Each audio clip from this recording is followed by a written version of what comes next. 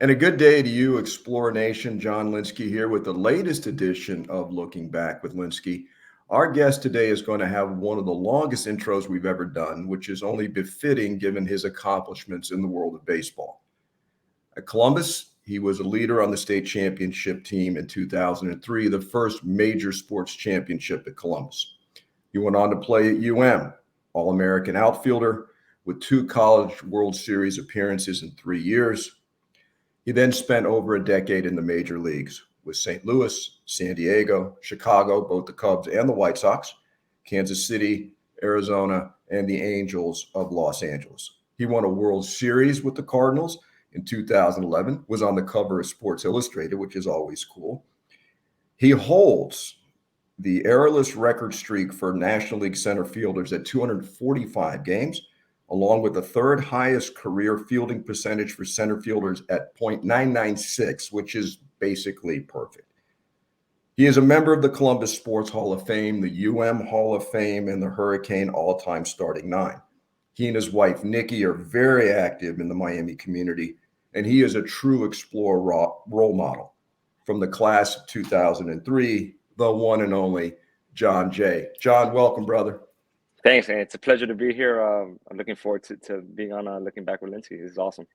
No, I appreciate you taking the time to do it. And this is one that I've been looking forward to since we spoke at the Evening With event a few weeks back, because this is a unique opportunity to explore the other side of professional sports and professional athletes. So, you were blessed, Jon, to have an exceptional career in the major leagues. But before that, let's go back a little bit, because we're all explorers here.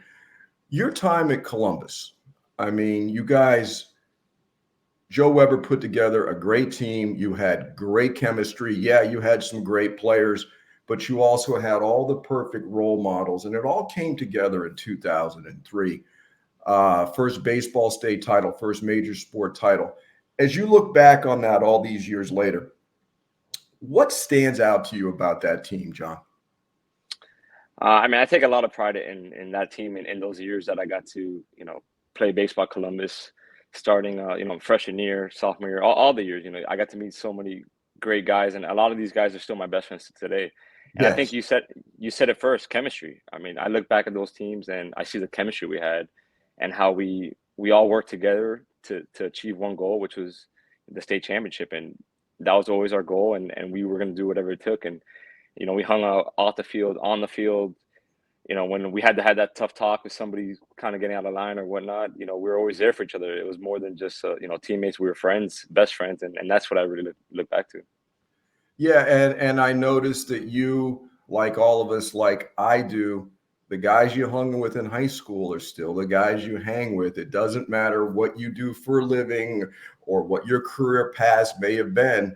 We're still the same guys we were back then and always will be. And I think that's unique to our school. Yeah, it's amazing. I know, being able to, play baseball for so long, and, all my boys from high school have been able to really enjoy that ride with me. And it's the reason I bring that up is how many of my teammates would say how rare that was. And I was like, oh, these are my boys from high school. We've been together forever, and they're like, wow, it's amazing that you have these guys. And the same way, they would keep me humble. I remember being on a FaceTime call, and, I struck out 4 times against Kershaw, and Mario's on the phone just, making fun of me, just like, dude, 4 strikeouts, are you serious? And I remember a player next to me, a superstar, saying, man, your friends talk to you like that? I'm like, dude, these are my boys. It's like we're 14 years old as freshmen in Columbus. So it's always been pretty cool. These are my boys. That's it right there. You always valued education. So you decided you went to college. A lot of guys, obviously, in the major leagues come right out of high school. You chose to go to where you had obviously a great career. But looking back on that now and the experiences you had as a Hurricane, how well do you think that prepared you for not just on the field, but life off the field going into the major leagues? Yeah, it was a huge step for me. But first was Columbus.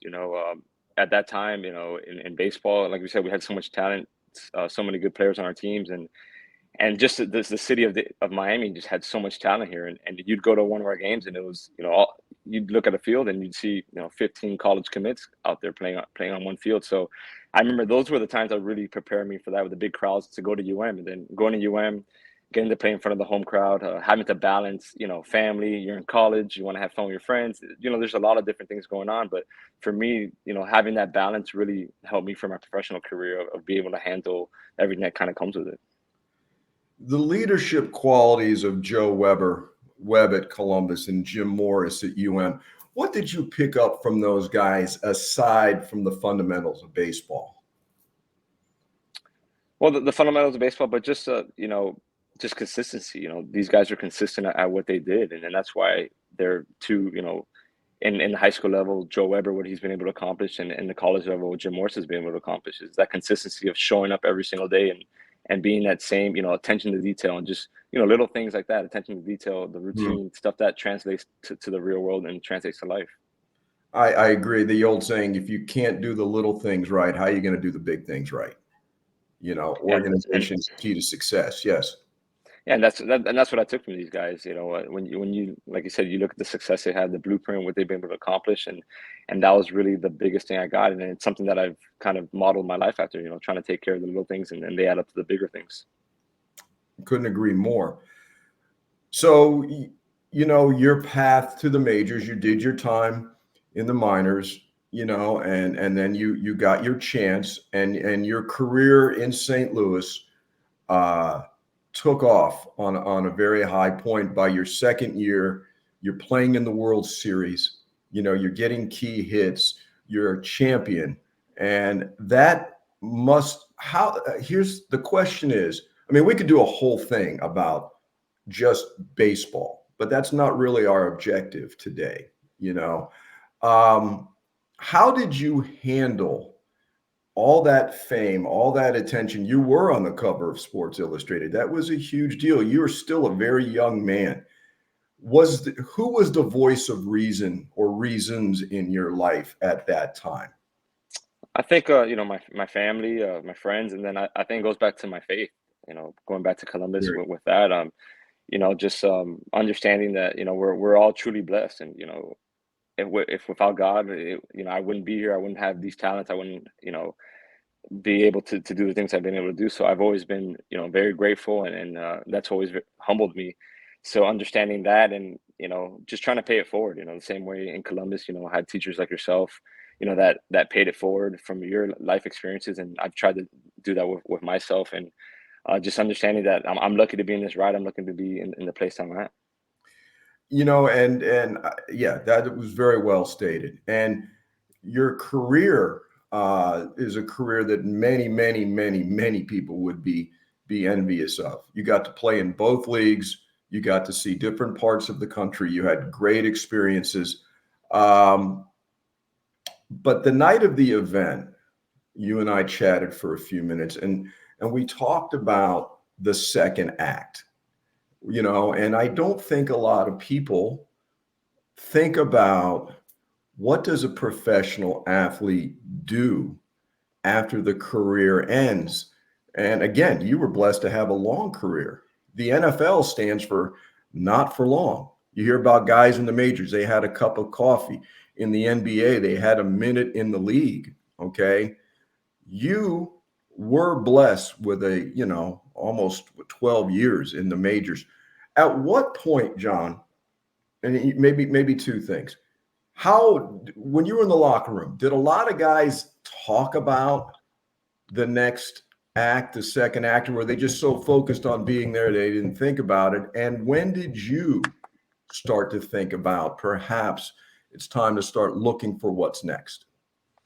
Yeah, I think a lot of guys, I'd say like half the guys are really thinking about it, but I think it comes at a certain point in your career, and it's totally understandable, where, it takes a lot to be able to, play at that level, and just all the sacrifices you have to make. And, you're going for that one goal of trying to make a roster, trying to make a team, trying to stay in the league. So, a lot of guys don't really, but I think as you start evolving, guys, they start thinking about it a little bit, but I'd say for the most part, you're really just, you know, everything's into playing. And I think for me, it goes back to, we talked about earlier about me going to college. I think That was the thing that was different with me early on was I never thought about the draft. I never thought of like, oh, I'm in college to get drafted, and I want to get drafted as a junior one. I always tried to say, all right, I'm a freshman. I need to pass all my classes. I need to learn as much as I can, and then we'll take it year to year, and we'll see what happens next. And kind of like we talked about the little things, just trying to stack those chips on top of each other. So for me, when I was in school, I was in the business school, so these classes were they're challenging, Yeah. to be honest. It was challenging trying to, go to class. I'm it's a whole another language that I'm used to. I'm used to being in the locker room, and in college is when you really start getting deep into business stuff, and stuff that Columbus did a great job preparing me for, but I just wasn't exposed to this with how much time I spent with baseball. So for me at the time, it was I said, all right, but nothing's guaranteed in baseball. Like, junior year's 3 years away, senior year's 4 years away.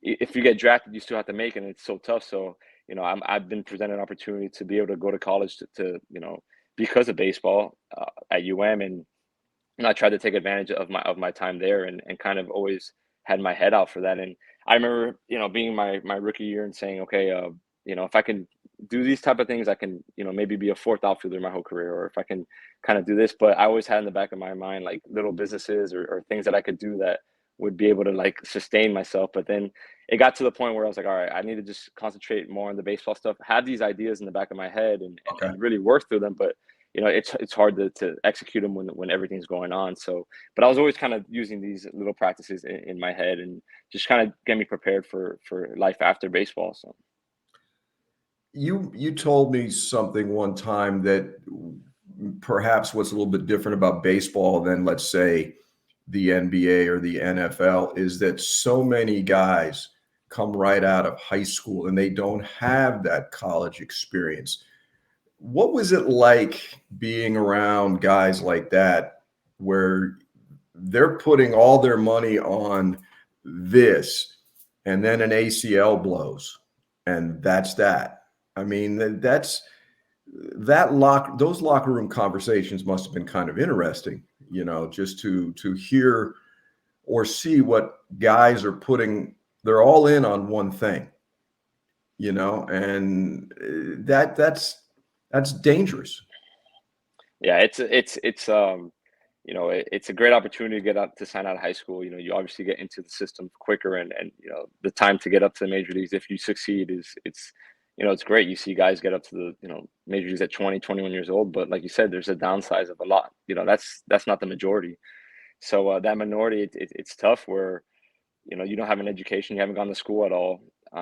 Then you're kind of used to living in the baseball world, and then you kind of get thrown in the real world, and you don't know what you want to do, and you quite frankly to get hired, it's tough without an education. So it's tough for these guys, and these are guys that I always try to talk to and kind of help out, and put things in their head and ideas in their head about just what they could do next, or just stuff to help them out. But it's tough. I always said I'm glad I didn't have to make that decision. I wasn't the guy out of high school where it's like, Mhm. I always say that's the toughest guys, the guys that it's like, what do you do? Do you turn down money and go to college, or do you take the money and sign, or do you take the opportunity? It's like I never had to deal with any of that stuff, and it's tough to put yourself in someone else's shoes when they're going through that decision making. And I'm glad I didn't have to deal with that, and I'm glad it was kind of simple for me. Whereas, yeah, I'm going to college. It's not even a question about getting drafted. Very good. Very good. What you just said, do you remember at what point in your career in the locker room where you went from being a young guy who's being mentored to that shift to the veteran that became more of a locker room presence? About how far into your career would you say that the veteran leadership and the mentoring for the younger guys started? I think for me, I've always it's always just been something that's been part of me. I'd say it's part of my game. I think, we talk about guys' abilities and, the ability to throw, run, hit, or whatnot. I think my ability to kind of connect, I would say just connect with people. I wouldn't say, just all about leaders, just be able to connect and, get to know them. I've always been intrigued by different people, different backgrounds, where they come from, why they think about things. So since I was a kid, since I was in Columbus, since I was younger. So I think it started for a younger age, but as far in Major League Baseball, you kind of sit around, and as a rookie, I always asked a ton of questions. I'd get these Okay. veteran players and kind of pick their brain about, like, now, like, hey, when your kids start school, at what age, what do you do in your career? Like, oh, we have to move, my wife has to stay back with the kids, or we have to pull them out. So I was kind of, calculating and just trying to research and say, all right, they're doing it this way, I like that. Or, trying to, learn from their experiences, because they were ahead of me. So, I was always, fortunate those years in St. Louis to be around a lot of veteran players, Chris Carpenter, Albert Pujols, and Skip Schumacher, all these guys that had a ton of experience. So I'd say for me, and with that team in St. Louis, I think after we won our World Series, it was kind of Mhm. like that moment where we had a special group of guys. It wasn't just myself. It was, Daniel Descalso, David Freese, Alan Craig, guys that we Yeah. kind of we all got along with the veteran players. We all respected the game, and we all kind of had the same values as them. So they kind of told us right away, like, hey, you guys are in, like, this is how we do things here. So, when guys would get called up after that, we kind of, helped them out. Why? Because we wanted to win, and we understood that we needed everyone on the team. So that's kind of when we started taking that more of a leadership role. Very good. Very good. You just said something else. For the first few years of your career, it was just you. But then you and Nikki get married. Then you start having a family. How does that affect the life of a professional athlete? Because you had those years in St. Louis, but then you moved around somewhat. And tell the average person listening to this what it's like to be a professional athlete. And I mean, you live in Miami, you live here, you live there. That's what everybody does, but not when you guys go to work. Your city could change the next day, but you still have a wife, you still have children. How do you deal with that? That's just something I've always wanted to know.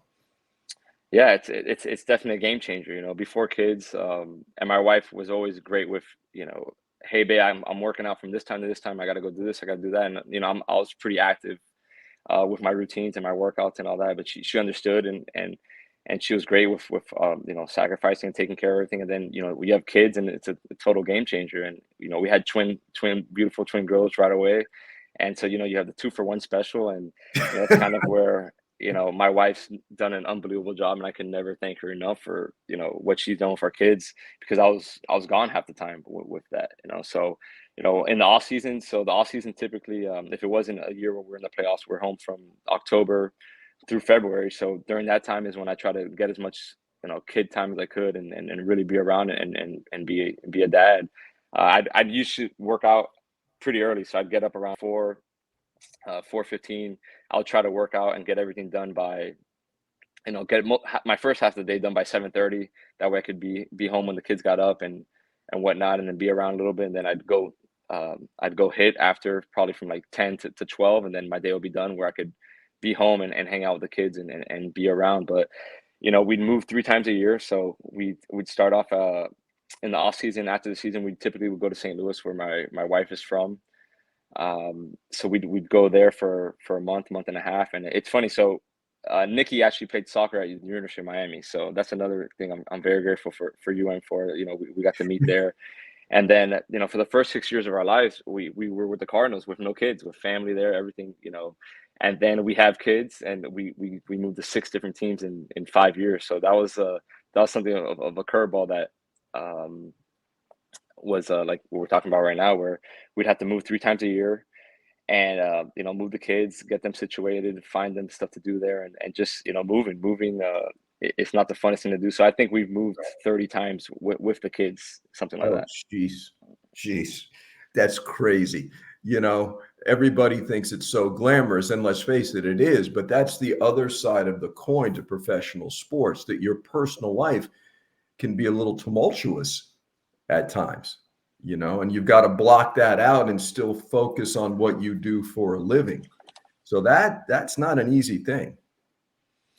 Yeah, just moving in. I look back, it's 15 years of we lived this lifestyle, and it's it's just I look back now, I'm like, wow, it's crazy we did it. Like, now, I haven't been on a plane in like 3 months, and I was used to being on a plane every 3 days. So it's kind of funny looking back, but it's a lot of sacrifice. Just the whole family.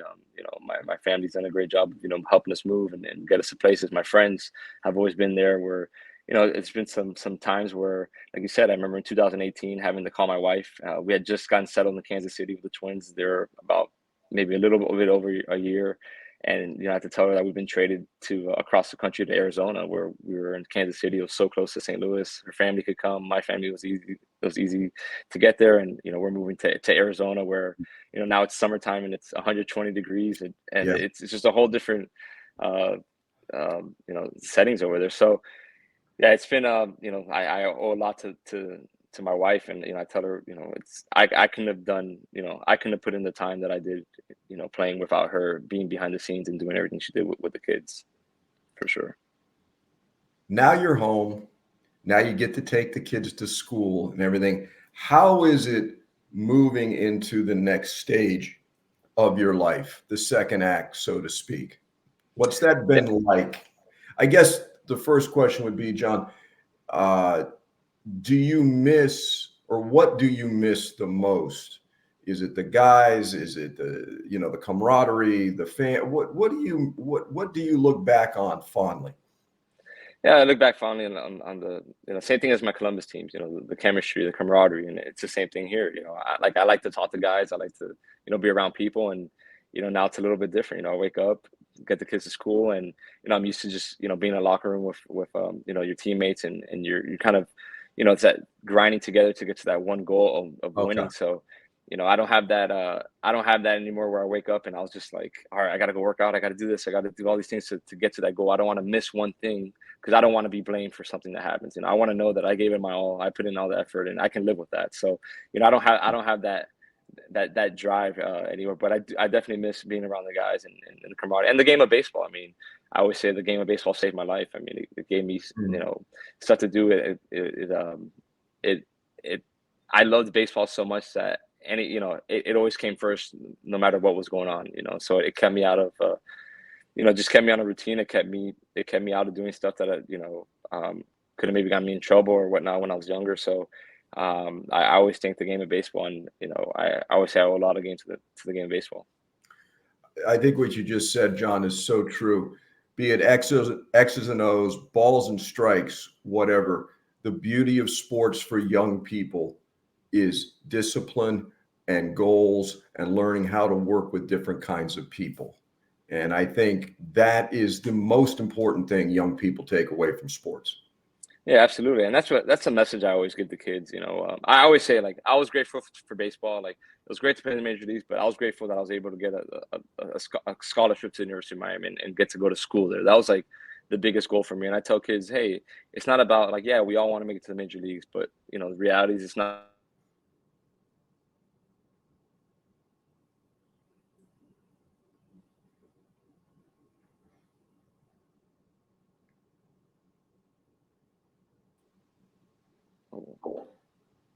All right, I think we're back. All right. There we go. So you were on a roll there. Oh boy. You were saying that you talk to kids the reality of Yeah. baseball. Okay. Yeah. Yeah, and then the reality of baseball is, not everyone's going to make it, and I'm not trying to, I don't want to damper anybody's dreams, but just to understand, like, hey, if I can go to college and get a scholarship and get my school taken care of, and then chase your dream, yeah, you'll give yourself a chance. But to how serious you do to take school. On a sidebar, something I want to ask you is you got to go to Cuba in 2015 as part of the major league contingent. Major League Baseball hadn't been in Cuba in decades. What was that like on a personal level for you as a Cuban American to go to Cuba? Yeah, it was something that honestly, it was one of the toughest things that just to get to that point to go. I know how my grandparents raised me. They left their country for freedom and for a chance for myself, and they were the generation of they didn't it was troubling for me to ask to go back. I had to ask for permission, and I had to really tell them, like, look, I want to see where you guys are from, and I want to I'm going with baseball, and it's to help kids over there and to do camps, and I really wanted to so it was there was definitely a family conversation. My other grandfather, he was a political prisoner for 15 years, so no, I'm very well reversed with with the history of Cuba and all that, and I also understood that me going back was something I had to talk to my grandparents about, and really ask them for permission. So once I got their blessing, it was something that it was great. My wife Nikki got to come. experienced that with me. And, it was surreal to be there, just seeing people and talking. And I remember talking to a group of people there and saying like, "Hey, you look like you're from this region," and this and that. I was like, "Yeah, that's where my family's from." So it was just incredible. I was able to find my grandparents' house that they actually grew up in. Wow. So I was able to find that. It was great. And then, being able to give camps to the kids over there and to give back that way, it was great. And it was great to see their reactions to us. It was awesome. Miggy Cabrera went as well, Clayton Kershaw. It was really cool to kind of be part of that group and be able to make an impact over there with the kids. So it was a full circle moment for you personally. That's Oh, great. absolutely. And one of those things, like we said, like I understand how blessed I was for my grandparents to come over here and for me to be able to grow up in the United States and, everything that we have here. So it was just one of those moments that, to see, to be in Cuba and then to be back here, I was very grateful. That evening, you said something that really resonated with me. We are talking about what's next, and you said, paraphrasing you, everybody assumes that I'm going to stay in baseball, that I'm going to go into coaching, whatever, but I'm more than a baseball player. And yes, you are more than a baseball player. So talk a little bit about those ideas that have been percolating in the back of your head, that no, you're not the stereotype. I'm going to go into coaching and spend my whole life, you know, centered around baseball. I found that to be a very refreshing remark, actually. Yeah, I mean, first of all, like I said, baseball, I owe a lot to baseball in my life. And, through baseball, I've been able to meet a lot of different people and been able to, kind of network since since I've been playing, traveling around and getting to see people, meet people and do all that. So I'm very grateful for those opportunities. But I've always, loved business since I was in college. I always was very intrigued by business and just what goes on in that world. So for me, it's more of a, like I talked about earlier with my wife sacrificing so much and the kids and all that. I want to be around, for my kids. And as much as I love baseball, the schedule's demanding and it's grueling. And, I love the game. And, maybe I will get back into baseball one day, who knows. But yeah, I'm very interested in business and just the way that whole world operates. And so it's all new to me. But, for now, I think we talked about I'm back in school. So I'm finishing up my degree. I left as a junior. Back in 2006, so I had 10 classes left, so I'm Okay. finishing up that right now. So I just finished I'm finishing up my first semester back in school and taking 3 classes, and then I'm kind of giving myself this time to research, learn as much as I can, and then kind of it'll keep me at home, be around the family, kind of figure out what I want to do next, kind of thing. What's it like being back in a classroom? Well, it's totally different, I'm almost twice the age of everyone in class. These kids are computer wizards out there. It's unbelievable what can be done on a computer.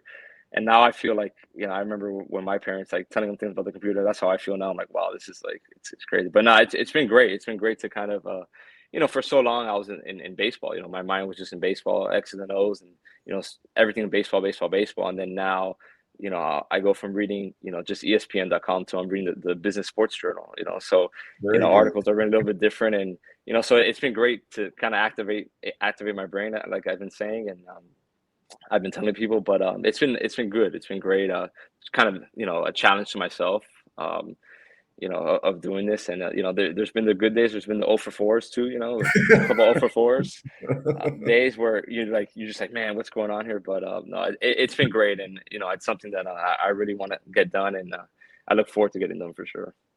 It's certainly different, isn't it? No more chalk and blackboards and books and things like that. Education has definitely changed, and I think it's for the better. But either you adapt or you get left behind, right? Absolutely, absolutely, and that's the same thing in baseball. The last couple of years, I always tell guys, in the game of baseball, we've been introduced to analytics and just so much different things going on. Yeah, It's like, hey, you got to adapt and change. So that's one of my slogans right now too. I'm adapting, changing, and I'm back in the classroom. But it's been great. Like I said, it's been great just to be able to learn. I'm learning on a consistent basis right now, and it's sitting in a classroom. I'm actually going to campus, which has been it's been fun, and just being a student. Just where I can put my time into it and kind of like I said, I'm just a student. I'm not a student athlete anymore. Very good. Yeah. And it's always good to note that the word student always comes before athlete anyway. For It's not sure. the other way around. One aspect of your life, and you referred to it a little bit earlier, is you've always been active in the community. You've always given back. You've taken time for kids. You've been very generous to activities around the community, to Columbus High School, to Where does that sense of giving back come from, Jon? It starts with my parents. It was something that was just always instilled in me since from a young age of, giving back and just trying to help, be there for others. So that was something that was always kind of one of our family values. And then, for me, my wife's the same. My wife's very giving, and she's, we kind of see the same with charities and helping people. So, yeah, anytime we've been given an opportunity, I think the first time we had an event was after the World Series. It was the first year we did our first bowling event that lasted Mhm. for we had it for 8 years or so, Mhm. and something that we're gonna pick up again now going forward. I got kind of crazy with all the kids and just moving so many times and all this stuff. So I look forward to being able to do that. But definitely, like I said, I've had people in my life that have helped me, get to the point that I'm at, and I want to do my part to pay it forward. When you walk on the Columbus campus and you see the great changes in the years since you were there, and particularly out in the baseball complex, and knowing you were part of that both on the field as an athlete and then later on as a contributor, do you get a sense of gratification from that? Yeah, it's great. I'm happy that I remember we won in '03, and then in '04 there's a new field. So it's like, yeah, we helped build that field. But no, it's great for the kids. It's great for the school. And like you said, it's all about the school. It's not about me. I graduated long ago, and yeah, it would be nice to have these things, but it's great that we can keep paying it forward and knowing that we had a part to doing that, and having these kids have a better opportunities than we had is the way it should be, for sure. I agree completely. It's so gratifying to see the next generation, from playing on coral rock and uneven surfaces to these beautiful, turf fields and the blue monsters in the locker room and the weight room. We have something that no other school has. And it's only through the generosity of our own people that these things happen. And I also know how much you enjoy, and Webb is really good about this, when you get a chance to speak to the kids, because yeah, you've got credibility instantly. You're a Columbus guy, you who was, in the major leagues. And so it's great that you have a captive audience like that. And what is your primary message every time you talk to the kids? My primary message is usually control what you can control. Put Okay. in the work. Keep your head down. Be a good person. Be a good teammate. Yeah. That's really my main message. And understand what the goal is here. When you win, and when everything is directed towards winning, is when the best is brought out of you, and that should be your only focus. And when you win, everybody gets taken care of. It doesn't matter where you are in the roster, what's going on. Like you're part of a winning team, and that's where you want to be on. So, and taking pride in how lucky you are to wear that C on your chest. That's a big one for me. Being able to wear Explorers Columbus on a uniform. It's there's been a lot of great players before you, a lot of good people before you that have worn these uniforms, and just keep up that tradition. So that's usually my main message to the kids. And they said, and you never know what's going to happen. You put in your work. You could be a freshman and you're 5'6", and then you leave as a senior, you're 6'3", and then you're a Yeah. junior in college. You don't know what's going to happen out there, and that's what I love about sports, and even in school. School's the same way, and you put your attention to school as much as you can. You can get better. There's ways to improve, just like sports. So just be the best person that you can be, and that's where you're gonna really find peace and happiness in your life. Being a good teammate, working for a cause greater than your individual goals. That is a message so valuable with today's kids. I know you sound like an old person when you say today's kids, but society has changed, obviously, and it always does. But some things remain consistent. Being a good teammate and putting the greater goal above yourself is the most important message I think a young person uh, can learn. Yeah, it's great, especially, and we all we all want, that's just how we are, and it's tough to sometimes be like, hey, this is for the greater good, this is for the bigger things, and like I always tell kids too, there's a time and a place for everything, so everything will take care of itself, and everything will work out the way it is. But just being a good person, you can't go wrong with that. Never go wrong with that one. Um, what does baseball mean to Jon Jay?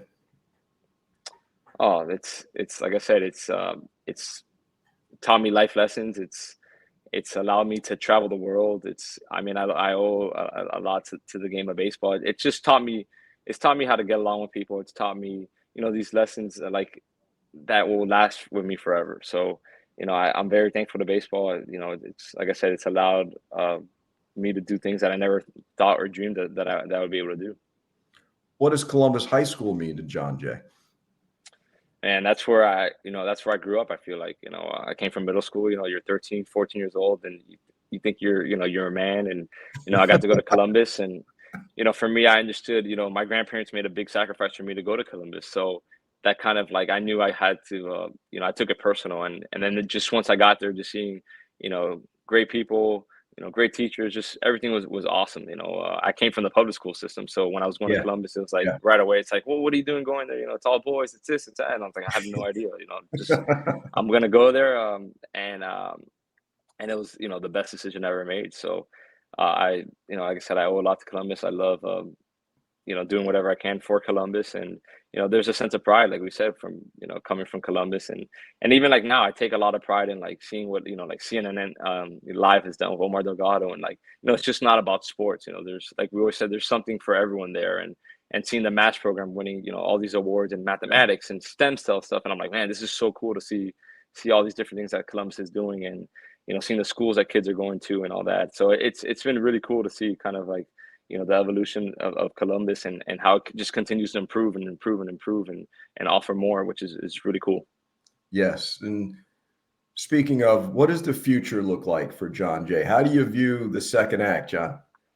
Ooh, I don't know, but whatever it is, I'm gonna take those same, life lessons I learned from baseball. Being passionate, a routine, just, work ethic, with that. But I look forward to raising my family, Yeah. and just continue to do more stuff in the community. That's something that I really want to, get back into, and that I'm planning on doing. But I just look at I can't wait to just make an impact on something, and maybe surprise some people. I don't know. We'll see.